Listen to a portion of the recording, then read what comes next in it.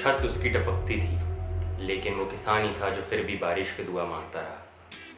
केंद्र सरकार ने जो कृषि से संबंधित 3 विधेयक लाए हैं, उसका देश भर में प्रोटेस्ट चल रहा है। सभी बिल्स को कृषि विरोधी क्यों कहा जाता है, ये सभी चीजों के बारे में हम आज इस वीडियो में पूरे पारदर्शिता से बताएंगे। केंद्र सरकार तो इसको गेम चेंजर बता रही है और विपक्षी पार्टियां इसे गलत बता रही हैं।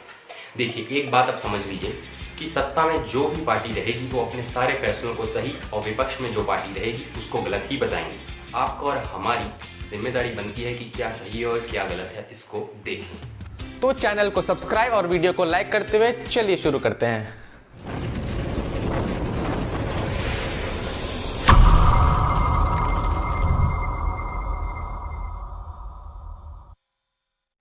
पहला, एसेंशियल कमोडिटी अमेंडमेंट बिल, आवश्यक वस्तु अधिनियम या भंडारण नियम। अभी तक होता ये था कि एसेंशियल कमोडिटी की एक लिस्ट थी, उसमें जो ज़रूरी फसलें थी जैसे कि गेहूँ, चावल, दाल, आलू, प्याज, तेल आदि, उन सभी का अनावश्यक भंडारण अवैध था, जो कि अब लीगल हो जाएगा। हालांकि इसमें 2 कंडीशन है, युद्ध और किसी आपदा, इन दोनों स्थिति में भंडारण फिर भी अवैध ही कहलाएगा, लेकिन बाकी सभी समय ये लीगल होगा। मान लीजिए तेल का रेट अभी 120 रुपये प्रति लीटर चल रहा है। उस एरिया का जो डीलर होगा वो सोचेगा कि अभी रेट कम है, मैं सप्लाई रोक देता हूँ, अपने पास भंडारण कर लेता हूँ। तो होगा ये कि सप्लाई हो जाएगी कम, डिमांड बढ़ेगी, जिससे कि प्राइस अपने आप ऊपर जाएगा। तो जब 200 रुपये प्रति लीटर हो जाएगा तब मैं वो तेल बेच दूंगा। इसी चीज को रोकने के लिए 1955 में एसेंशियल कमोडिटीज की लिस्ट बनाई गई। लिस्ट में मेंशन सभी वस्तुओं का भंडारण अवैध कर दिया गया, लेकिन 2020 में अब सरकार इसमें संशोधन ला के भंडारण को लीगल करना चाहती है। तो आप बताइए, इसकी जरूरत है या नहीं? अब सरकार का इसमें यह कहना है कि हम सिर्फ व्यापारियों को नहीं, किसानों को भी इसकी अनुमति दे रहे हैं, यानी कि भंडारण की अनुमति दी जा रही है।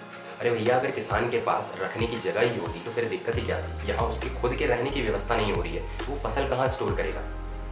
दूसरा, farmers agreement on price assurance and farm service bill, in short contract farming. देखिए, किसान की सबसे बड़ी समस्या क्या होती थी कि किसान ने अभी देखा कि मार्केट में चल रहा है 25 रुपये गेहूँ, वो गया, उसने इस बार गेहूँ लगाया। अब जब वो मार्केट में पहुंचा उसे बेचने के लिए तो रेट चल रहा था 16, तो यहाँ पर हो जाता था किसान का घाटा।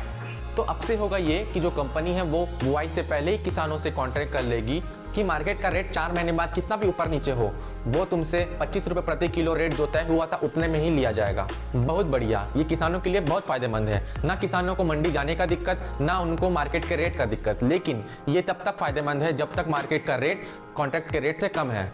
अब मान लीजिए मार्केट का रेट ज़्यादा हो गया, तब किसान वहां जाकर चुपचाप देखने लगा, या कंपनी इस कॉन्ट्रैक्ट से मुकर गई, या दिवालिया ही हो गई, तो तब क्या होगा? तो सरकार का कहना ये है कि इस चीज़ का सेटलमेंट के लिए मंडी के ही अधिकारी को वहाँ लगा दिया जाएगा। बस दिक्कत यहीं से शुरू होती। अब आप लोग ही बताइए कि मान लीजिए कि वो अधिकारी को कंपनी वाले ने पैसे दे दिए, तो क्या वो किसान का घाटा और नुकसान देखेगा कि वो अपना पैसा देखेगा? अरे भाई, ये तो वही बात हो गई कि दूध की रखवाली करने के लिए बिलौटे को बिठा दिए। होना ये चाहिए था कि वो जो कॉन्ट्रैक्ट है वो गांव के मुखिया जी के उपस्थिति में, जो ग्राम पंचायत के प्रधान होते हैं उनकी उपस्थिति में कराया जाए। तो भाई, अब उसको तो वोट मांगने जाना है, तो वो अपने वोटर्स का ख्याल तो रखेगा। तो ऐसे में होगा ये कि जब वो वापस पेश करने जाएगा तो गाँव वालों को याद रहेगा कि भाई तुमने ये किया था यार पिछले बार, तुमको नहीं देना है।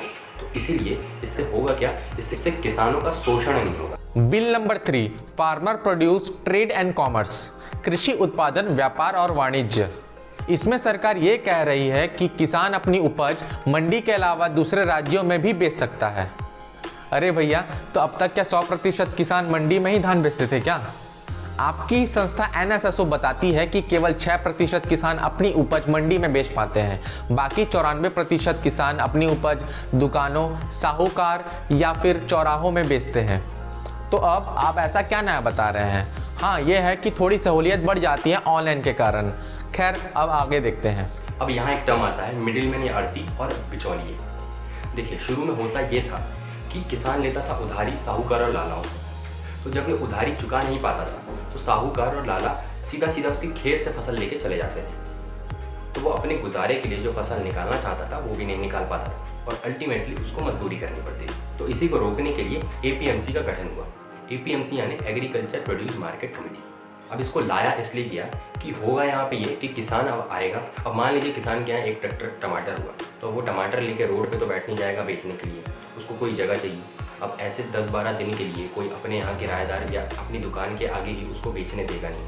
तो यहाँ पे होता ये था कि किसान आता था मंडी में, और यहाँ पर जो APMC के जो अफसर होते थे उनकी प्रेजेंस में जो व्यापारी होते थे वो बोली लगाते थे। तो जो ज़्यादा बोली लगाता था फसल हो जाती थी उसकी। तो यहाँ होना चाहिए था किसान को फ़ायदा, लेकिन यहाँ समय के साथ होने ये लगा कि बिचौले और आढ़तियों की साँठ-गाँठ के कारण किसान का फिर नुकसान होने लगा। वहाँ पे बोली ज़्यादा नहीं लगाते थे, जिसके कारण कि कम कीमत में किसान से खरीदे और ज़्यादा कीमत में बेचते थे, क्योंकि यहाँ मिडिल मैन का 2.5% फिक्स होता था। ऐसे तो 2.5% देखा जाए तो कम होता है, लेकिन अगर वो ज़्यादा प्रॉफिट मार्जिन में 2.5% भी एक बड़ा अमाउंट निकल के आता है। तो इसीलिए अपना प्रॉफिट निकालने के लिए वो किसान से कम कीमत में खरीदते थे और ज़्यादा कीमत में बेचते थे। तो इसी चीज़ को रोकने के लिए MSP लाया गया। MSP यानी मिनिमम सपोर्ट प्राइस। MSP में सरकार खेती करने से पहले ही ये कीमत सेट कर देती थी कि इससे नीचे वो फसल नहीं खरीदी जाएगी। ये MSP CACP बनाता था। CACP यानी कि commission of agriculture cost and price. ये CACP FCI के अंदर काम करता है, food corporation of India. Actually में MSP होता कोई बहुत बड़ी चीज़ नहीं। MSP सिंपल सी लैंग्वेज में कहा जाए तो जैसे कॉन्ट्रैक्ट फार्मिंग में प्राइवेट कंपनीज पहले से सेट कर देती थी कि कितना प्राइस वो लेंगी कटाई के बाद, वैसे ही वही सेम चीज़ अगर गवर्नमेंट करेगी तो उसको MSP कहा जाएगा। सीधा सीधा सा यही मतलब होता है इसका। यहाँ से शुरू होता है विवाद। किसानों का कहना है कि कॉन्ट्रैक्ट फार्मिंग से प्राइवेट कंपनीज को अंदर लाया जाएगा। वो कंपनीज किसानों से फसलें खरीदेंगे और उनको गवर्नमेंट को MSP भी नहीं देना पड़ेगा, और कुछ दिन बाद MSP का रोल ही खत्म कर दिया जाएगा। अब MSP का ज़्यादा फायदा तो 6% किसान को ही होता है, और जो विवाद अभी हो रहे हैं वो ज़्यादातर पंजाब, हरियाणा और यूपी के किसान कर रहे हैं, क्योंकि 6% किसान में से यही सबसे ज़्यादा किसान पंजाब, हरियाणा और यूपी में ही होता है। हालांकि सरकार कह रही है कि MSP नहीं हटाया जाएगा, लेकिन वो इस बात को बिल्स में लिखने के लिए भी तैयार नहीं है।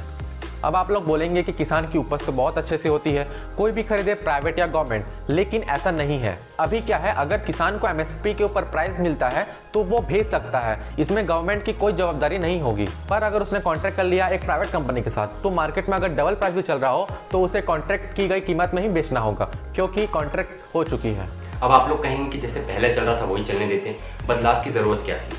तो यहाँ पर आता है FCI का रोल, जिसको कि किसानों के हित के लिए बनाया गया था। वो यहाँ पे काला बाजारी करने लग जाती है। देखिए होता ही है, जैसे किसान पहुँचा मंडी में अपनी उपज को बेचने के लिए, वहाँ पर उसको सही प्राइस नहीं मिला, तो वो जाता था कि FCI के पास जाके बेच दूंगा। तो FCI के अधिकारी वहाँ से भी उसको भगा देते थे कि भाई यहाँ पे बोरा नहीं है, अभी लेबर नहीं है, जगह नहीं है। तो वो बेचारा किसान फिर जाता था मंडी में और वही कम प्राइस में उसको बेचना पड़ता था। तो मान लीजिए प्याज को उसने 10 रुपये में बेच दिया, तो जैसे ही वो बेच के वहाँ से गया, FCI वाले वहाँ पे पहुँचते थे कि भाई किसान तो बेच के चला गया ना। तो वो जो वहाँ पे मंडी पे अधिकारी रहते थे उनसे ये साठ-गाँठ कर लेते थे कि भाई मैं तुमको 5 रुपये ऊपर देता हूँ, किसान अभी 10 रुपये बेच के गया, मैं तुमको 15 रुपये देता हूँ, ठीक है। और मार्केट में रेट चल रहा है अभी 25 रुपये। तो यहाँ पर मिडिल मैन को 5 रुपये प्रॉफिट हो गया और FCI वाले को बैठे बैठे 10 रुपये प्रॉफिट हो गया, और किसान बेचारा लॉस में चला गया। तो यही चीज़ को ख़त्म करने के लिए ये बिल्स को लाने की कोशिश की जा रही है।